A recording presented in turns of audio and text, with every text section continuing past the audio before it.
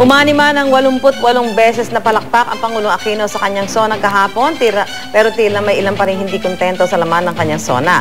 Ano nga ba ang lagay ng bansang Pilipinas at ano ang epekto nito sa mga ordinaryong Pilipino? At para pag-usapan po yan, mga kasama natin si Ramon Casiple, isang political analyst at Executive Director ng Institute for Political and Electoral Reform. Good morning po, Sir Mon. Good morning. Good morning po, sir. Nako, eto muna siguro, pinakasimple lang tanong.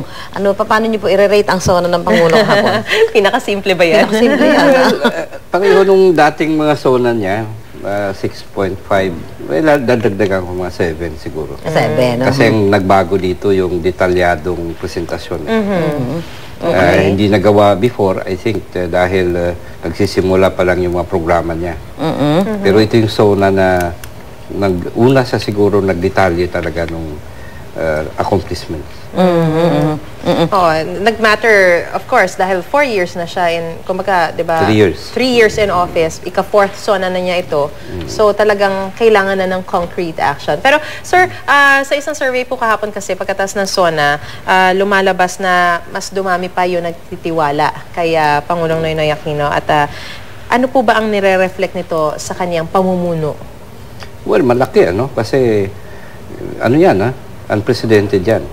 Na 3 taong ka na sa office, ganun kataas ang popularity rating sa SWS, 76%. Yes, Yung ganyang klaseng rating, ibig sabihin lamang, yung tiwala, hindi nawala. Hindi pa usapin ito kung may actual ka nang nagawa. Nandun pa rin sa tingin ko sa napakalaki ng ekspektasyon at yung performance na so far, ang tingin ko may approval talaga sa marami.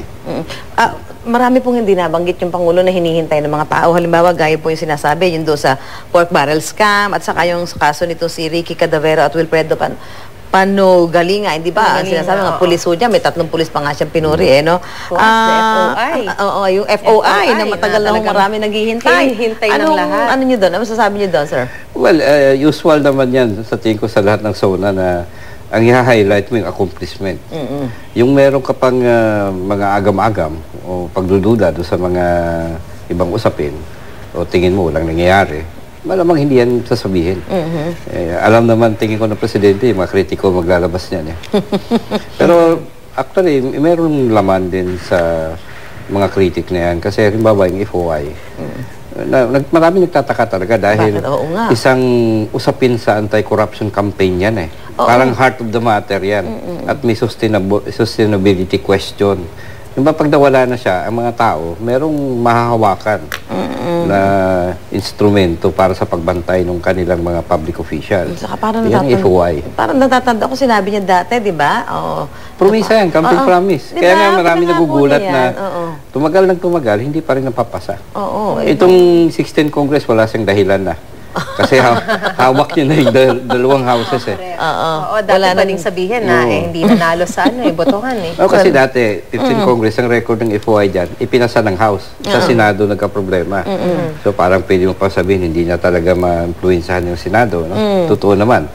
Itong 16th Congress, super majorities ang hawak niya. Kasi last year, yung sa SONA niya, di ba hindi nga din binanggit to? Parang naging laman na ng mga balita yun na mga reaction na, yung sa freedom of information. Tapos ngayon talagang wala na naman, Wala talaga. In fact, yan ang tingnan natin. Isang sukatan yan actually ng kanyang legacy. At ikinadismayan nyo ito? Oh, definitely.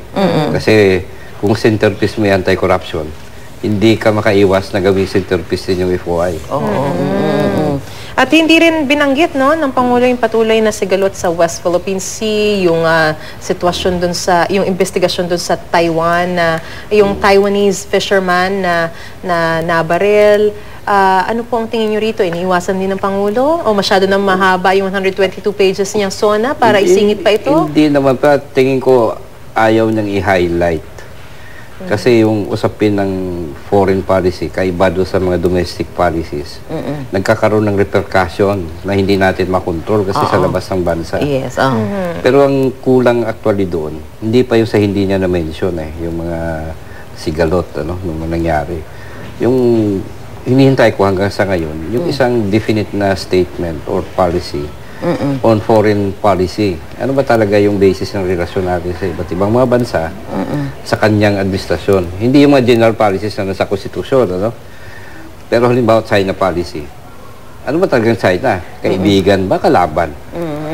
Kasi doon mo ma-define yung approaches eh. Nung kinasuhan natin, ano? Sa arbitral court.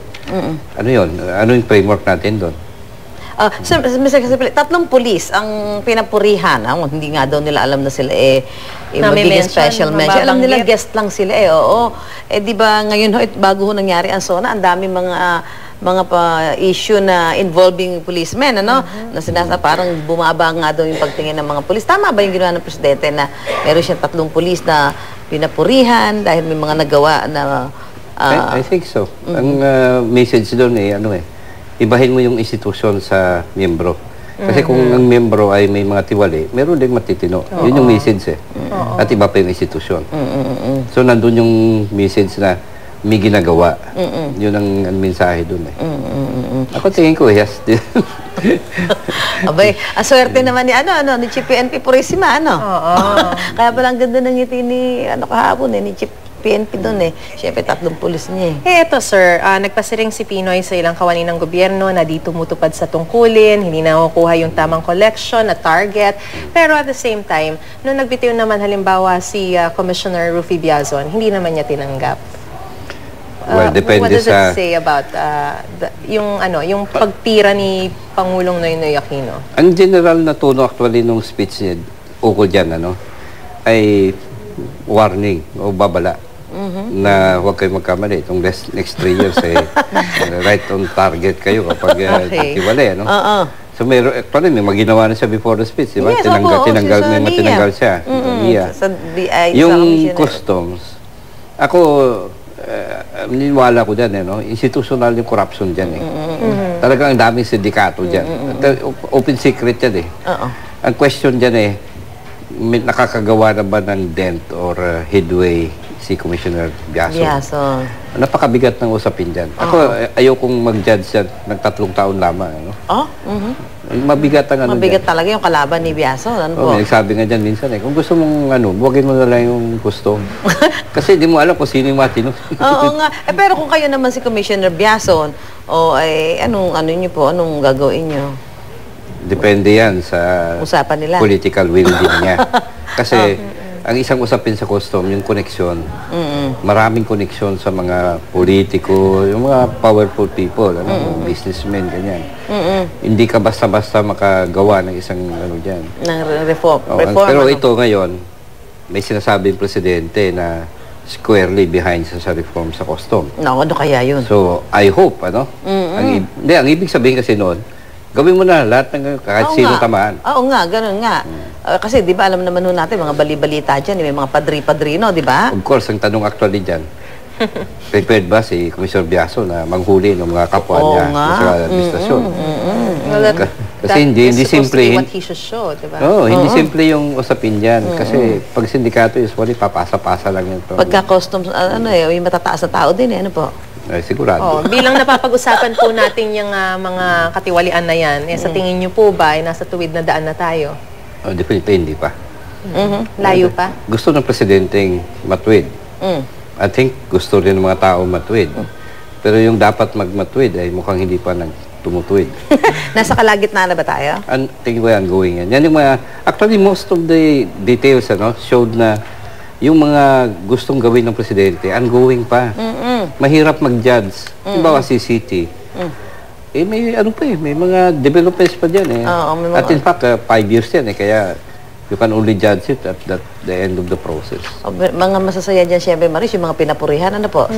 May mga special mention din ng mga cabinet secretaries. Cabinet secretaries. Like si Luis Tro, si Singson, si Del Rosario, di ba? Sabi ni Presidente, saludo ako sa'yo. Diba? Kahit ako yun Yan ang mga ibig sabihin from his point of view, magandang ginagawa. Ako nagtataka yung hindi na-mention. Meron ba mga hindi na-mention na nag-perform naman ng maayos? Like sino po? Lahat ng hindi na-mention, mahaba yun.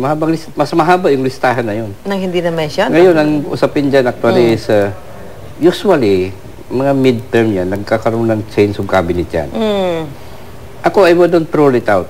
Kasi hindi naman necessary sabihin ng ilalabas ng presidente lahat ng baraha eh. At yung top 3 nyo na hindi na-mention na performing naman? Well, yung agrarian reform isa. Okay. No? Ay, oo nga. Agriculture.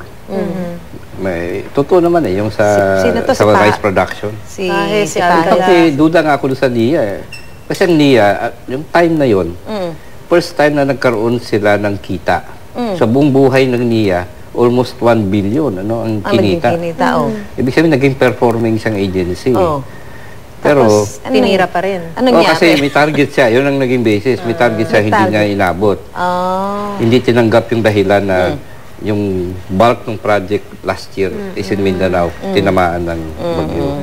Pero sa isang banda maganda rin yan para yung mga nasa mga leader na ahensya natin magtrabaho. Kung hindi kayo mas special mention, ano po? Special mention. Sana maganda pag special mention, ano. Okay, maraming salamat po, Mr. Casiple. Ayan, sa pakikipagkwentuhan niyo sa amin ngayong umaga. Ayan, kahit pa paano nakaano ho tayo kung ano yung pananaw ni Mr. Casiple doon sa Isang zona. political analyst. Yes, pag gagaling kay Mr. Casiple, siyempre alam mo naman, sukin din natin yan eh.